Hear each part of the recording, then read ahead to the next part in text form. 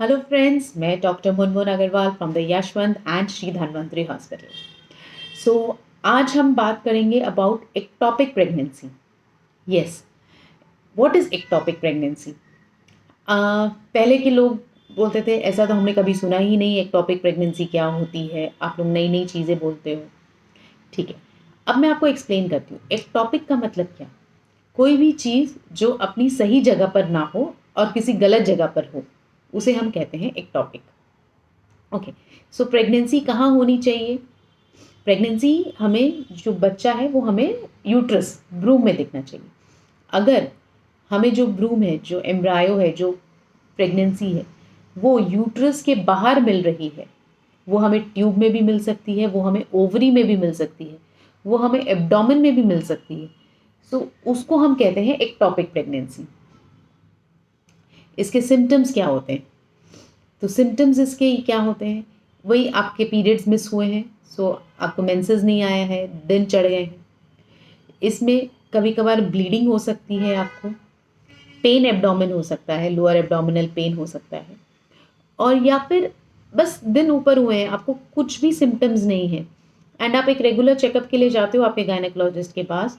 वो आपको first scan के लिए एडवाइस करती है और स्कैन में हमें अचानक से पता चल जाता है कि it is ectopic. So it is good. आजकल क्या हो रहा है, बिकॉज लोग अवेयर हो गए हैं, वो जैसे ही उन्हें पता चलता है वो प्रेग्नेंट हैं, वो इमीडिएटली जाते हैं अपने गायनेकोलॉजिस्ट के पास एंड जैसा उनकी गायनेकोलॉजिस्ट कहती है वो they do that scan and all. So इससे हम एक्टोपिक प्रेगनेंसीज को जल्दी डायग्नोज कर पा रहे हैं और इसी वजह से हर एक्टोपिक प्रेगनेंसी के लिए हमको सर्जरी की ज़रूरत नहीं पड़ती है। ये मेडिकल मैनेजमेंट से भी हो जाता है। पहले के ज़माने में क्या होता था, लोग प्रेग्नेंट होते थे, 2-3 महीना हो जाता था, फिर जाते थे डॉक्टर के पास। तो उन केसेस में क्या होता था कि अगर शुरुआत में हमने एक्टोपिक प्रेगनेंसी नहीं डायग्नोज की, तो वो अंदर फट जाता था।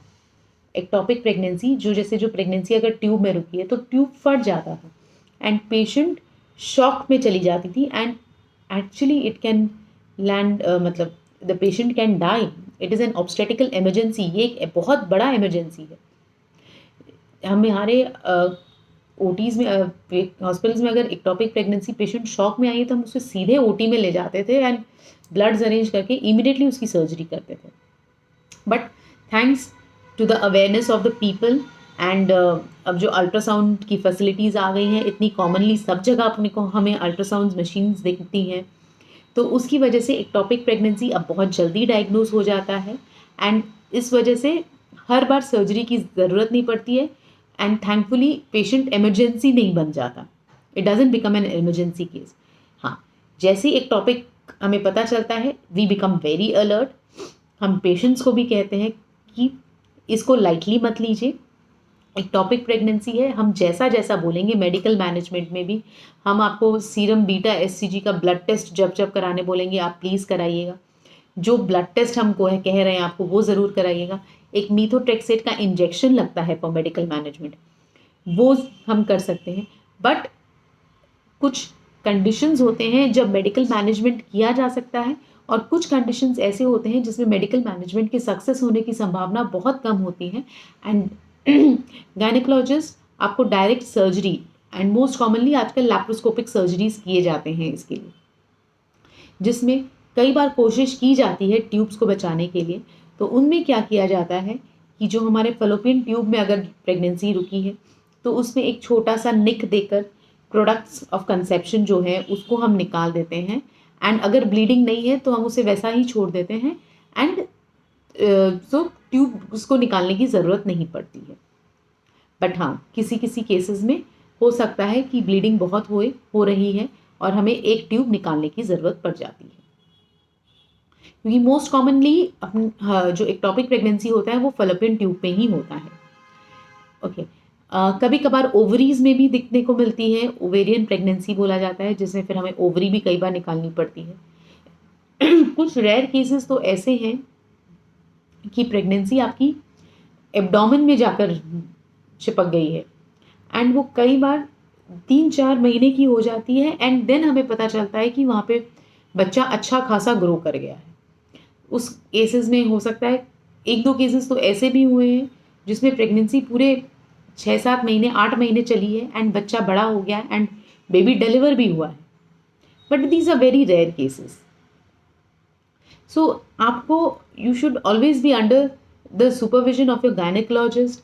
आपको टाइम टाइम पे दिखाना है, जैसा जैसा उन्होंने कहा अल्ट्रासाउंड्स या सीरम बीटा एसिजीज वो सब कराते रहना चाहिए time to time during the due course of the treatment. Okay, so ectopic pregnancy आजकल देखा गया है कि सब पूछते हैं इसके कॉज क्या है. इसके ऐसे कोई स्पेसिफिक कॉज हम नहीं कह सकते, बट हाँ जिन केसेस पेशेंट्स में जैसे PIDs है, जैसे पेल्विक इन्फ्लेमेटरी डिजीज, मतलब यूट्रस के आसपास अगर कोई इन्फेक्शन है तो उनमें ये कॉमनली देखा गया है.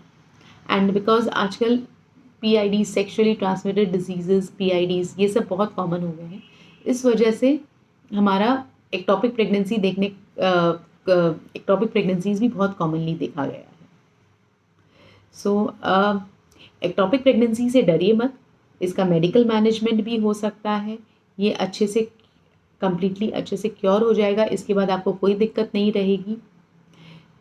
तो but do visit your gynaecologist on time. जैसे ही आपकी पीरियड्स मिस होते हैं आप अपने डॉक्टर को कंसल्ट करिए. आपको कुछ भी पेन एब्डोमेन हो रहा है या ब्लीडिंग हो रही है, please let your doctor know and timely ultrasounds करवाइए.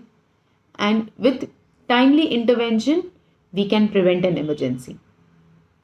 सो इसमें टाइम बहुत इंपॉर्टेंट होता है कि सही टाइम पे हमने इंटरवेंशन ले लिया, सो हम पेशेंट्स की जान सही समय से बचा सकते हैं. सो एक्टॉपिक प्रेगनेंसी को बहुत लाइटली नहीं लेना है ना. It can be a life threatening situation. Okay friends, that's for now. अगर आपको इसके बारे में कुछ और जानना है, you have any queries regarding ectopic pregnancy, कुछ भी पूछना है, so please do let me know. I will be there to help you out. And yes, please do like and share our channel.